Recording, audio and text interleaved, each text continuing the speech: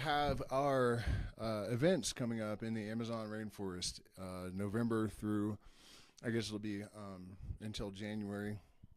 And we still have some spots open. I was looking just through a bunch of my old videos and photographs of the years that we've spent traveling around the jungle.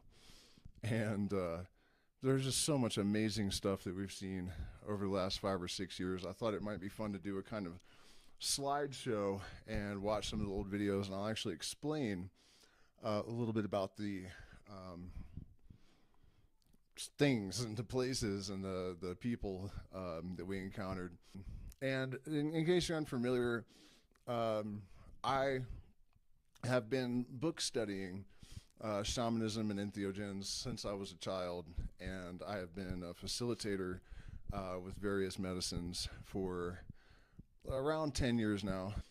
Don't have any certification in any type of therapy or psychological training, but I am very vigilant in my studies. If you guys watch my content, then you know that I do my best to stay abreast of cognitive sciences, neuroscience, psychology, every relevant discipline, so that I can integrate them all into a syncretic system, because I feel that the modern person seeking transformation and shamanic healing needs that sort of interdisciplinary framework oftentimes in order to best accommodate their needs.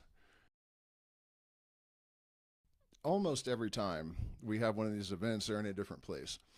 The reason for that is that it gives me an excuse to travel all around the jungle, right? So this is from our first event in Misawali, Ecuador. And the story of how we ended up there is actually pretty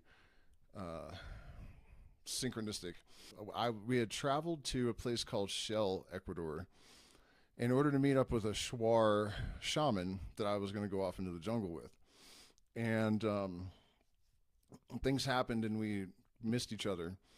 So we found ourselves in Shell on the edge of the Amazon rainforest, not really quite sure what our plan was.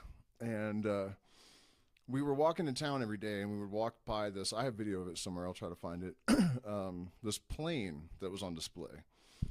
And I didn't really think much of it. It seemed odd that there was a plane like on a pole in the center of town. And it wasn't until we left that we discovered that it was the plane that the Warani band had speared the missionaries in. There was a movie called, I think, At the Point of the Spear or something made about it. But it was the one of the stories that originally got me interested in the Amazon rainforest. And so we ended up traveling on to Misawali and staying there for several years. And it turned out that the band of Warani that had speared the missionaries lived right down the river. And by right down the river, I mean like a 2-hour terrifying bus ride. But we ended up staying with them. And I have some video of that. If we get there, I'll share it. But that was pretty extraordinary, because through just coincidence, we ended up in the village where this story that captured my attention as a child occurred. So this tree here is, I think, the 4th largest sabo in the world. It is absolutely massive, and it was about a mile from our spot. This is at the Blue Lagoon. I think this was actually Yanni, is what it was called. There were these gorgeous lagoons. I'm sure, here we go. Crystal clear water, extremely dangerous. There were Dos Equis everywhere, but obviously it was completely gorgeous. The water was the perfect temperature. You just had to watch out to stay away from those waterfalls, because once you go, you're going. That thing, oh my God, don't tell me I'm not going to remember what it's called. They smell terrible. Watsin. They're called Watsin, and they are birds that inhabit lagoons throughout the Amazon rainforest. They have a crust on their head that makes them look a lot like a phoenix, and they just smell absolutely terrible, and they have really threatening sounding calls. They're super cool. Yeah, there's a closer, a bit shaky, but This tapir was the only one left on the island, Tapir Island. The island flooded, and all of the animals were washed into the city. And we heard tales from Tina, Ecuador, where the tapirs were just walking down the streets and getting into dumpsters and stuff. And one day we were walking through the jungle on this island, and this guy just walked right up to us. And generally the rule is not to interact with animals in the rainforest, but he was so docile and he approached us. So I was like, well, I guess this is fine then. We actually got to know him pretty well over the years. The island was full of squirrel monkeys, which you got to kind of watch. That is a baby marmoset. Okay, so these children are actually the great grandchildren of the Warani band from the story that I was referencing. And one day we were in the village, the children asked us if we wanted to go for a walk. So we went for a walk, and they showed us the plants that they make their toys out of, and what bugs we could eat. We were walking along. These things are called bore. It's a Warani word for them anyways, and it means big ass. It's a big ass ant. And they are actually really good. It tasted like almonds and honey, kind of. And we were walking along, and the kids just went absolutely nuts when they saw these things crawling all over the ground, and they're picking them up. And I'm kind of confused for a second because they look like wasps. And I'm thinking, like, why are these kids so excited about all these wasps? And then they start eating them, and they brought them to me, and I realized it was some sort of flying ant. So I guess at the end of their life cycle, they lose the ability to fly. And so they're kind of walking around in the street or wherever in a clearing dying, and they're easy to pick up and eat. And it turns out that they're not bad. I mean, when a bug pops in your mouth, it's always a little bit uncomfortable. Some of these are going by way too fast, but in the previous image, that was a palm fruit that's really rare, but it is so incredibly good. I have no idea what it was called. This plant, I also don't remember the name of, but the inside of the stem tastes kind of like it's sweet and lemony, but extremely tart, but almost like candy. I mean, it was incredibly good, and it's really, really common in that part of the jungle. This is one of our guests helping to harvest an ayahuasca vine because they were about to clear the locals. Here's my son helping to prepare some ayahuasca. The locals were going to clear a trail there, and they're going to destroy it. So they said, if you want this, then you can harvest it. Eric loved to climb, so he went up there and got it, and here's my son helping us to prepare it with a traditional mallet.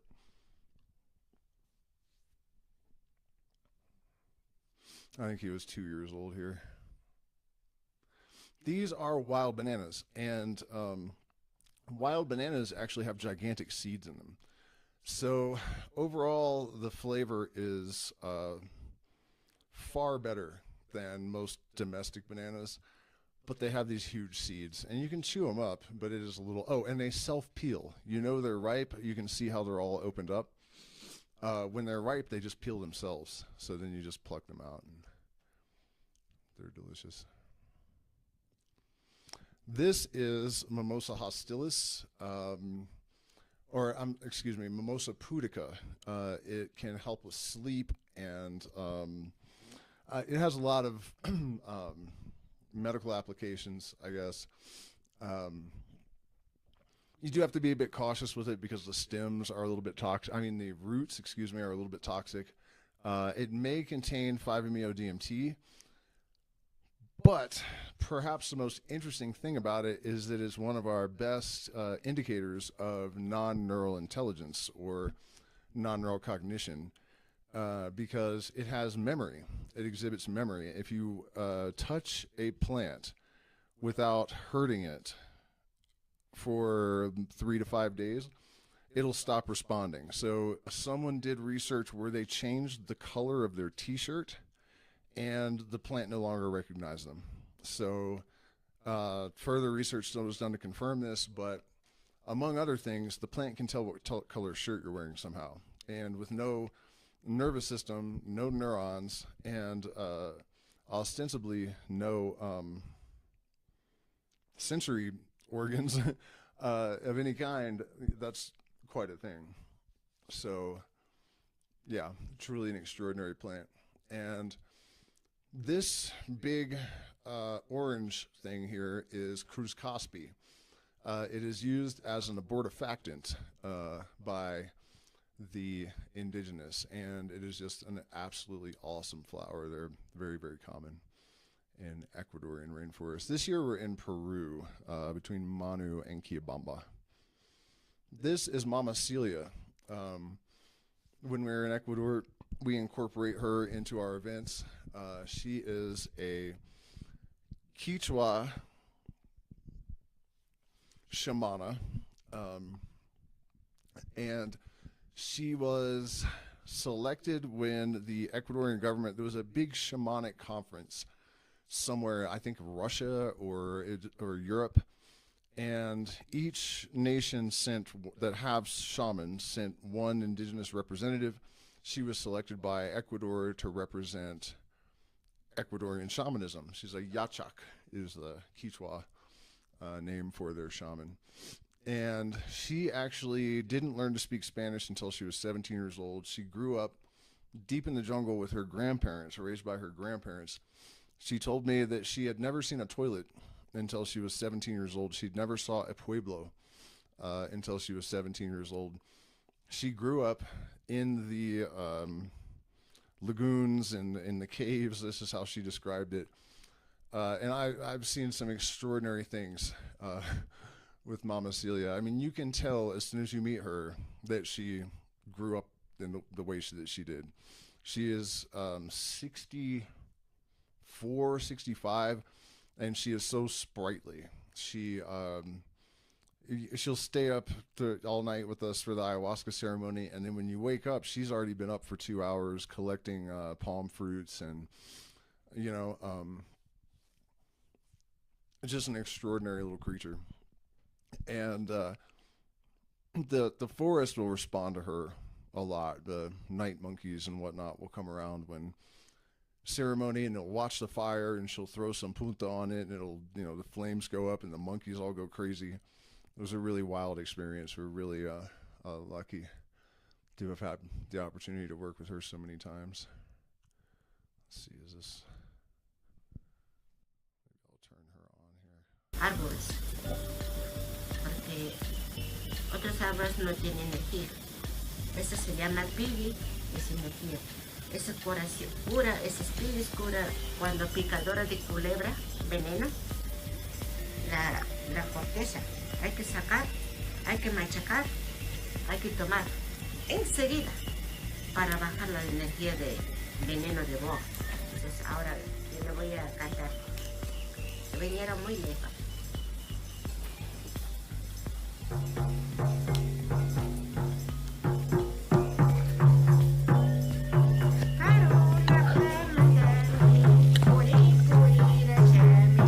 You will also have the option of studying ritual magic and symbolism of the Western mystery.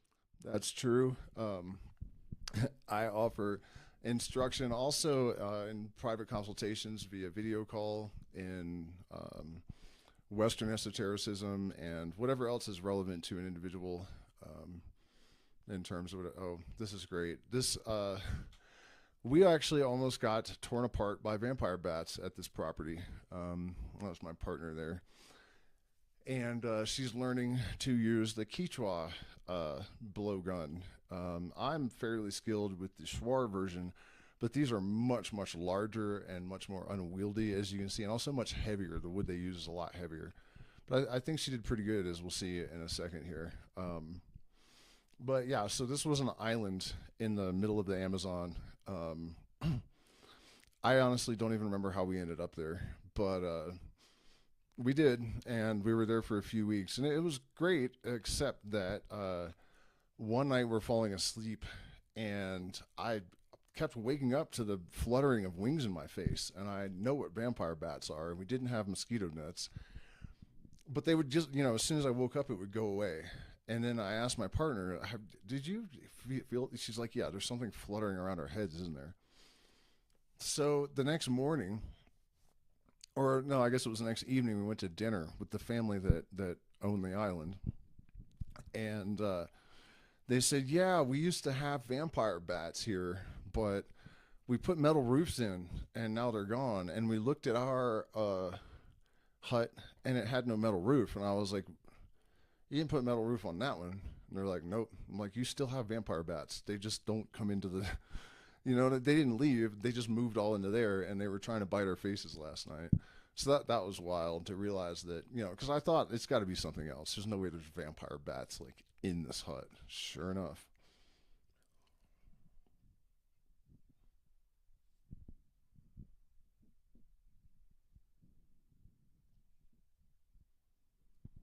That was her first shot, and she did indeed hit the owl. This is completely crazy. So this was Miss Wally, one of our guests. Uh, I believe that this is actually a monkey superstition. They will only apply the onions, which are used as insect repellent, we guess, if they're sitting in the lap of a human. So they'll get an onion, and they will just sit on the ground until a human comes up, and then they'll get into their lap and start applying it. So the only explanation I can come up for is that they have some superstition that it doesn't work unless you're in the lap of a human. So that wasn't the full video. It got so much worse. And it's not really the safest thing in the world to do, in terms of hygiene, because they will pee all over you and stuff. But we did at least know those monkeys, in their temperament. But I wasn't expecting that. I had maybe the alpha male that was sitting in his lap is called lighter monkey because he actually lights lighters and burns his fur and then eats it. I have lots of video of that too. As far as I know, it's the only video extant of a non-human animal cooking food,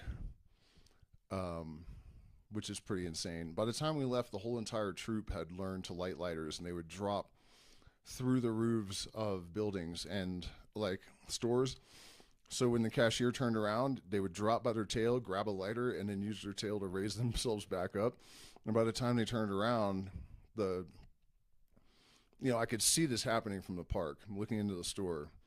The clerk turns around, monkey drops down, back up, lighter in hand, and next thing you know, he's on the roof lighting it. I mean, it was a disaster waiting to happen. By the time we left, you would go to town, and there would be like 4 or 5 monkeys with lighters sitting in trees and up on the roofs lighting them. But anyways, by the time that situation climaxed, I guess, he had, I think, 8 monkeys, just flopping all around, peeing all over him, and tearing the onions up. Full on Disney princess.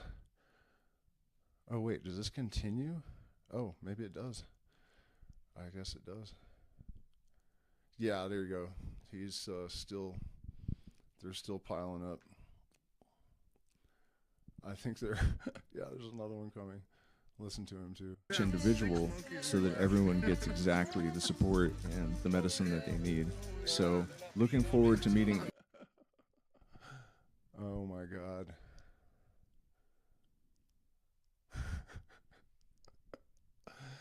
That is just so great. Marmoset.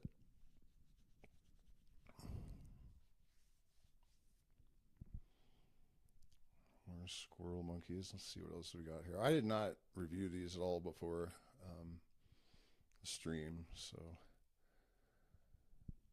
I don't really remember. The Miss Wally Town sign. I mean, these monkeys were just everywhere all the time, and one of them body slammed my son one day. we were down by the river, and it just grabbed him by the hair and just threw him. He was like 2 years old, but it was sand. Oh God, what is that thing? They call them nocturnos, um, but I can't remember the actual. It's not a. Oh man, what are those things that they from Madagascar that look just like that? They're not those. Oh my God, I can't remember what the hell that thing is. But it was very sweet. It's not a monkey either. Um, some strange jungle mammal. But the indigenous call them nocturnos. But it was sweet and cute.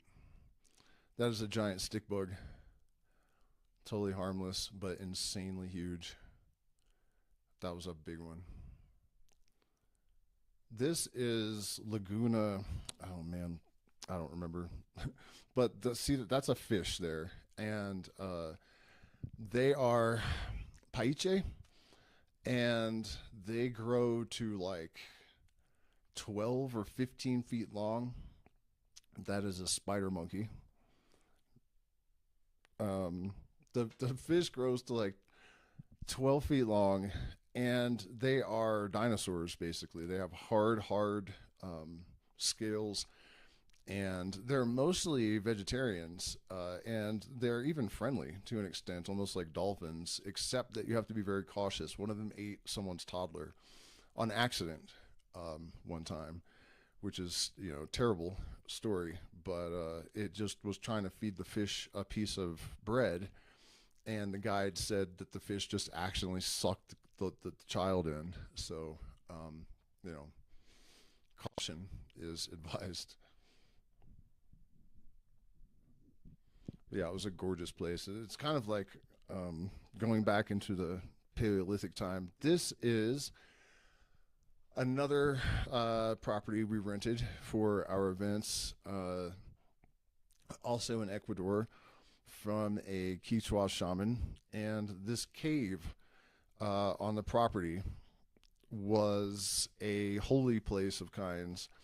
The property was inhabited by pre-Incan peoples that are known for carving petroglyphs into rocks, and there were a bunch of those along the river there.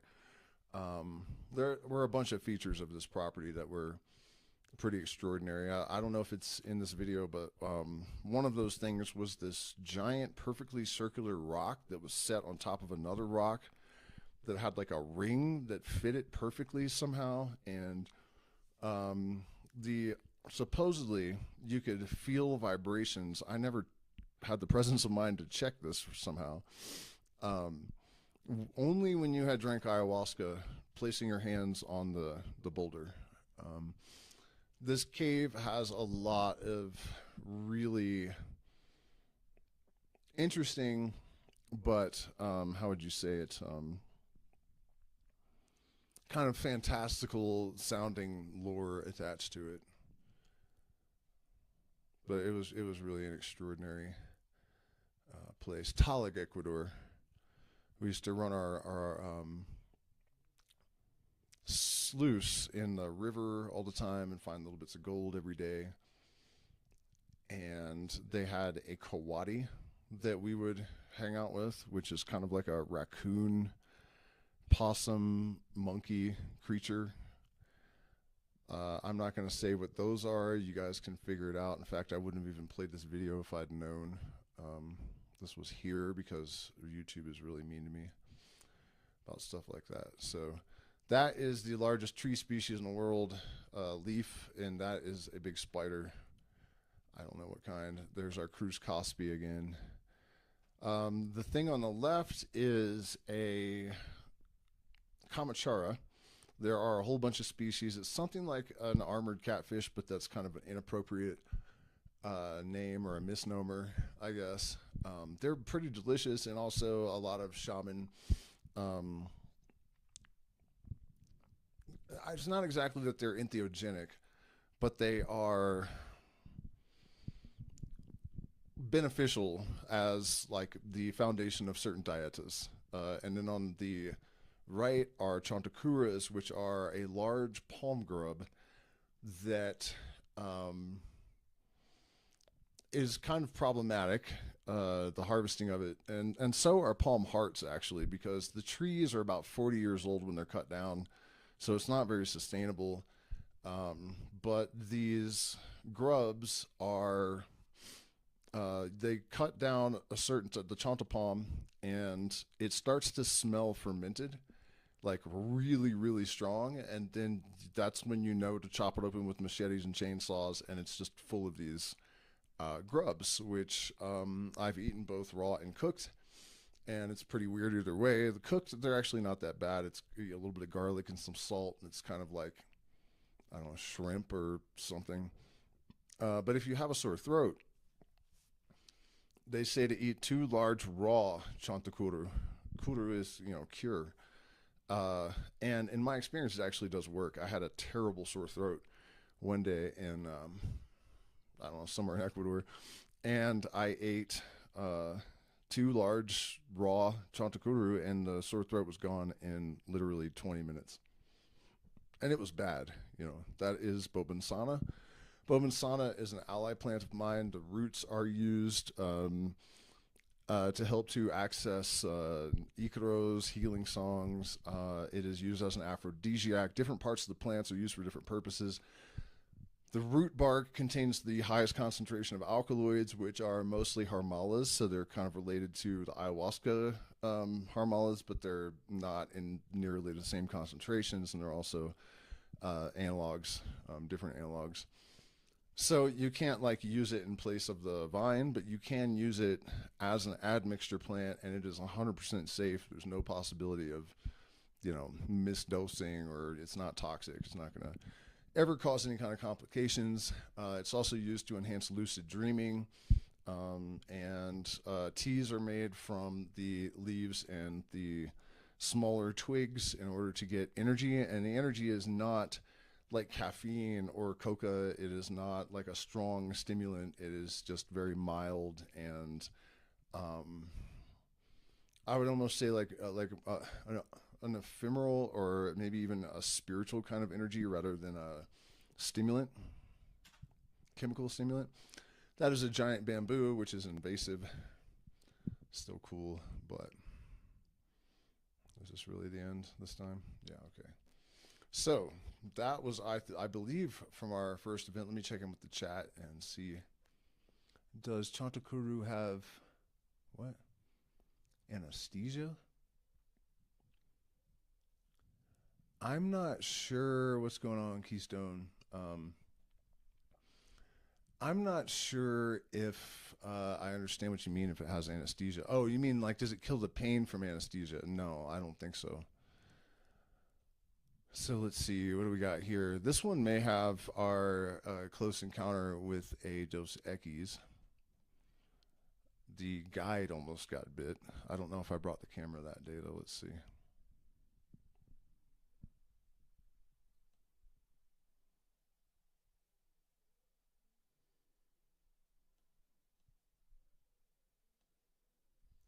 This is the son of the Shamana, the family that owns Laguna Yani. This is a group of us relaxing in the jungle at one of the events, the Blue Lagoons.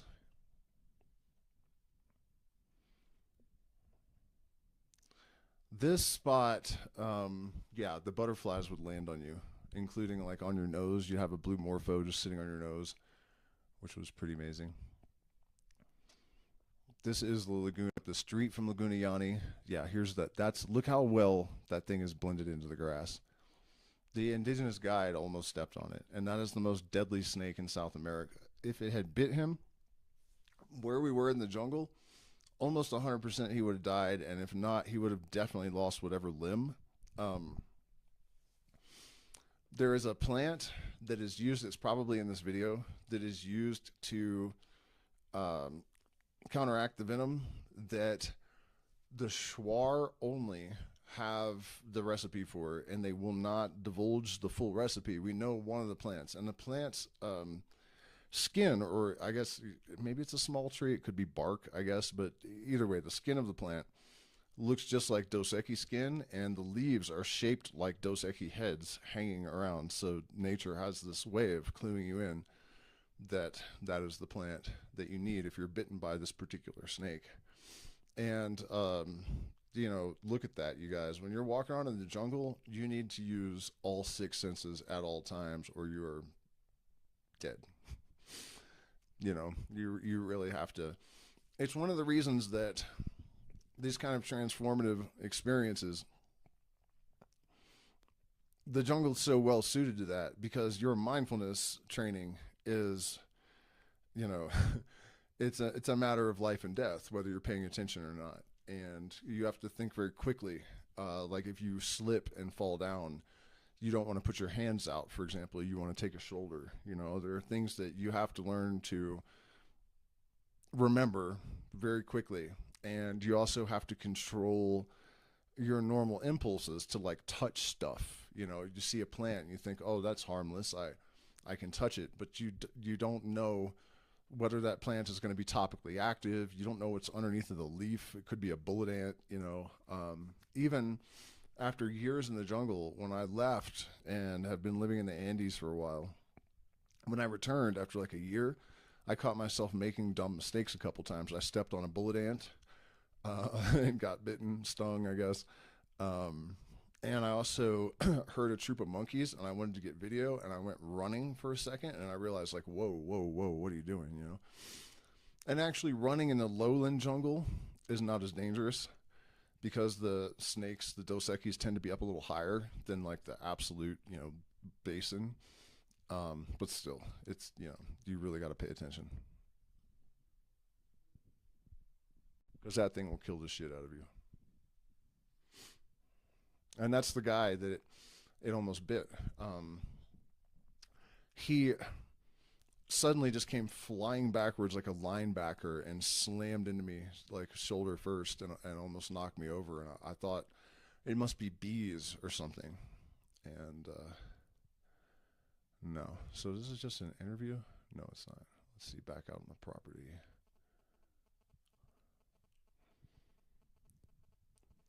This is probably my son receiving limpieza. Yeah. Guests with monkeys again. They have the onions, I'm sure. This is an extraordinary family as well. That is a delicious palm fruit. Her father... I should have gotten a picture of this, but before they reforested this, it was completely barren. And her father was a banker, and he completely replanted this entire, like, 500 hectares or more. It was a huge area by himself. He rebuilt the soil using... like sawdust from a local, basically from the trees that were cut down at the processing plant, and fertilize it with nutrients. Oh, this is that Sangre de Drago? Looks like it. Yeah, so that's interesting as well. But yeah, he totally reforested this entire area by himself over, his entire lifetime. Pretty extraordinary. And then this tree, in a similar way to how the snakeheads, that plant that's used to make the Dos Equis venom, anti-venom, it has this visual cue to tell you what to do with it. This tree's resin looks just like blood.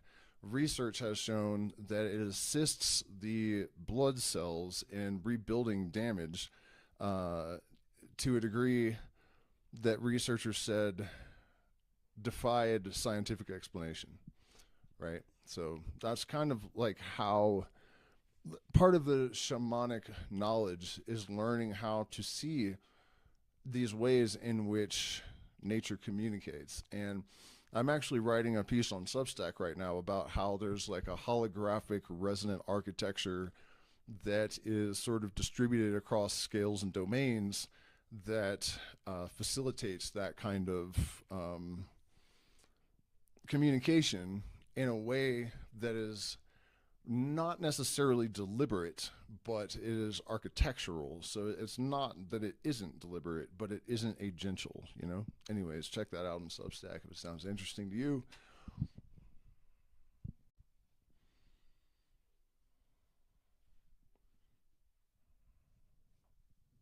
Yeah, it's very bitter.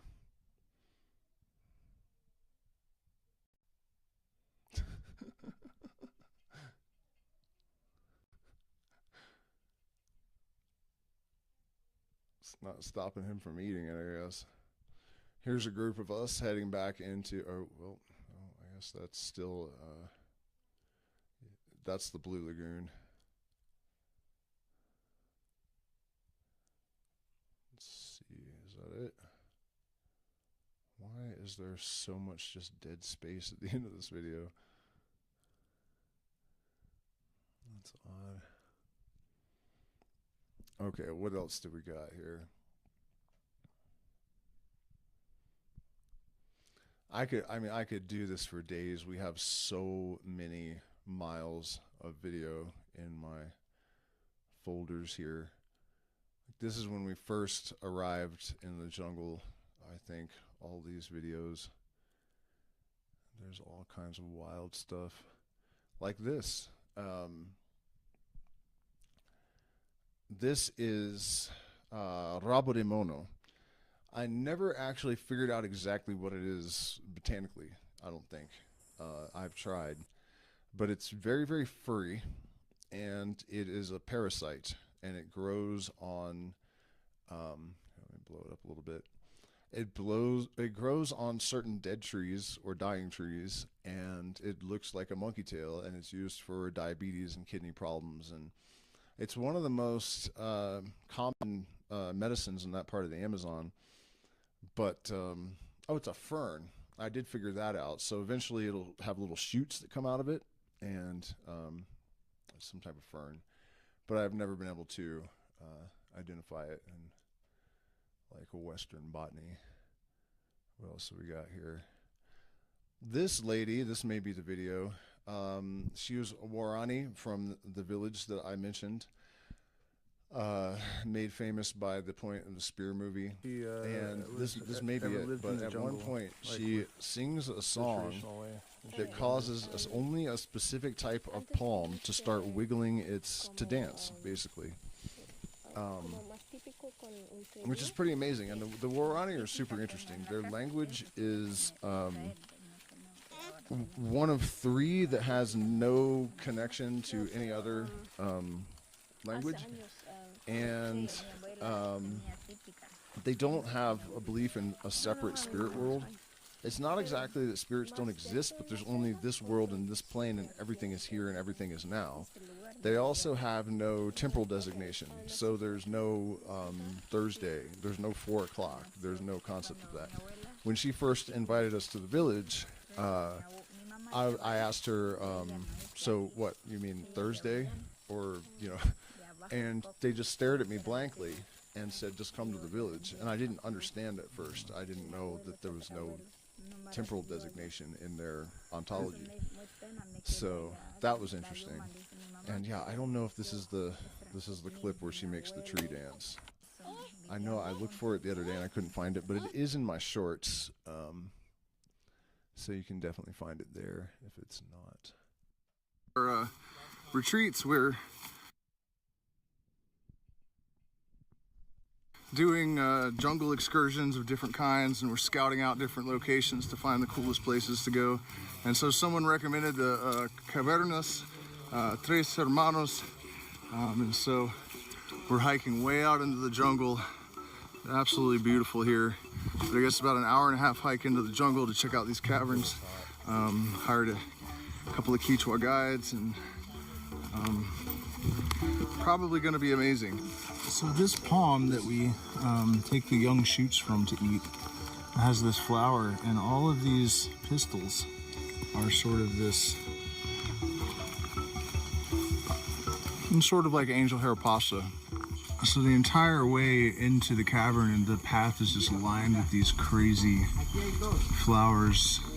Those are the, I can't hear if the thing is here. I'll just do my own narration. just because I'm not sure if you guys can actually hear anything. These plants are the mitos. The leaves are rolled around food and cooked, fish and whatnot, with usually plantain and yuca. Chantakurus are also prepared that way a lot.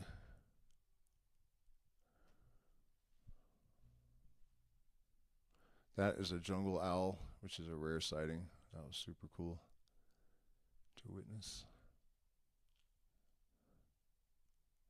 And here's the entrance to the caverns. These caverns are used by shaman to drink ayahuasca as an ayahuasca ceremonial space.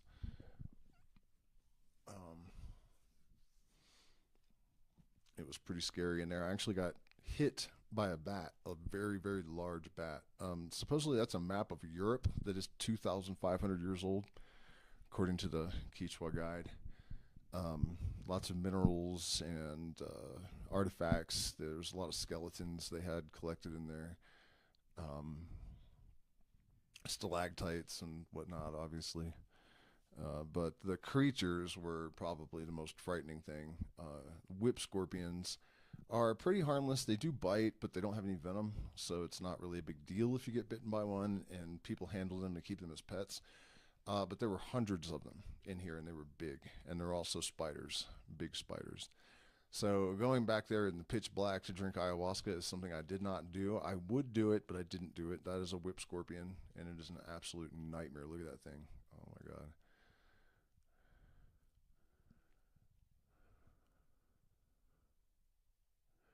Bats. A little crevice. My son was in there with us. A couple of guests too. You don't ever see them in the camera, but they're there. Yeah, those are the whips of the whip scorpion, and there, like I said, there were enough of them, and that was actually the ayahuasca ceremonial area where the whip scorpions seem to concentrate, which is less than ideal in my opinion. And so way back in the cavern, they had collected all of these artifacts and skulls, fossils. Let's see, I think there's a jaguar skull somewhere, thunder eggs, various fossils, figurines, and who knows how ancient these things are. They just, all of it was found in the cave. That's a pig, a wild pig. That is a ocelot skull. Ganado is the deer there. There is a jaguar skull, but it's that one, the smallest one, because it was a young jaguar. What else have we got here?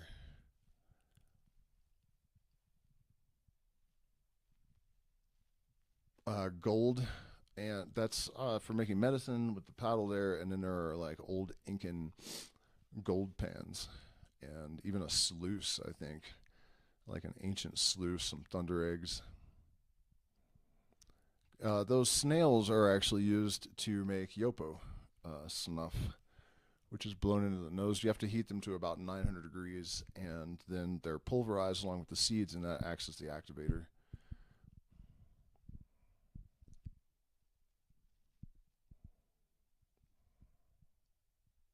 That's wild too.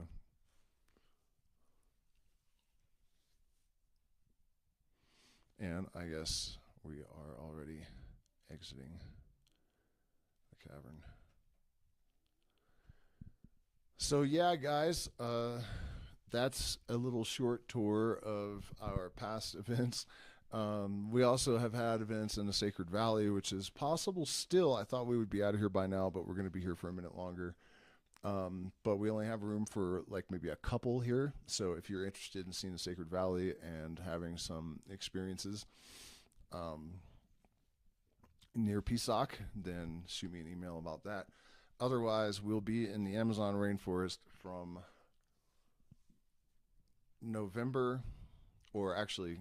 from September through the beginning of January. So shoot me an email if you're interested. We require a video call in order to ensure that it's a good fit, and also for mental and physical health screening, and so that you have an opportunity to ask questions, because I don't really tend to get into a lot of detail on YouTube about this kind of stuff because they're unpredictable and how they apply their policies, especially when you are a flagged creator, which I definitely am. So we're very cautious. My mic is a little low. Yeah, I apologize about that. So yeah, I mean, I guess I'm gonna wrap it up there because I am so far behind on the Substack article, and it's just so technical, and it's really just tearing my brains. That my brains are shredded pulp at this point, and the morning news will be printed thereon if I don't pull it together and reconstitute my brain. So, anyways, you guys, thank you so much for spending this time with me. Shoot me an email if you're interested in setting up a video screening, and I will see you tomorrow. Actually, you are going to want to catch this. Yesterday, I was thinking about how light basically chooses, or it maps every possible path. So it goes everywhere at once, theoretically, but then it chooses one path. And I thought, if our consciousness is light, then our consciousness is trying to do that, and it would if it wasn't restricted by something. And so I thought, you know what? I bet that DMT causes like maximum entropy in the system. And entropy in this context, neural entropy, is not exactly chaos. It's just basically more holistic engagement of all of the subsystems, and all of the different possibilities are sort of all lit up at once. And so it very strongly implies that DMT actually is perception of the ultimate reality because of the neuroscience, not because of some, hippie framework or speculation. And there are actually leading neuroscientists, information systems theorists, and whatnot that are really strongly starting to believe this, and many of them have never even tried DMT. And so what I've realized is that this all corresponds exactly to the Kabbalistic three veils of negative existence. So we are at the third layer of Ein Sof.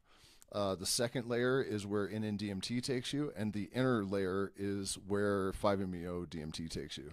And that all corresponds much more than just in a kind of loose symbolic way. Like if you look at how the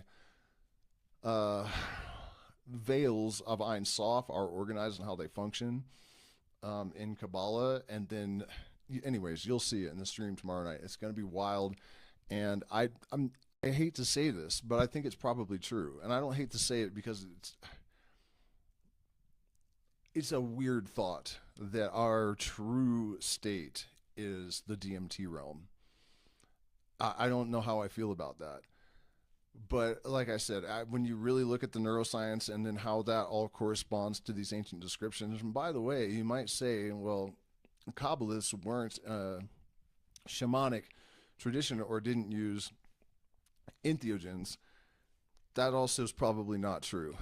My theory about the contents of the Kaikion has always been that it was actually a rue acacia blend, and the traditions that do use some sort of psychoactive constituent in their practices in that area are all interconnected. So I wouldn't be so sure that Kabbalah didn't have any sort of relationship with DMT. And also, it's not really true that Kabbalism originated with Jewish mystics. It actually, at least elements of it, have been found in very fundamental forms in like Syrian and Babylonian artifacts, I guess. So anyways, that is the subject for tomorrow night. Thank you guys so much, and I will see you then.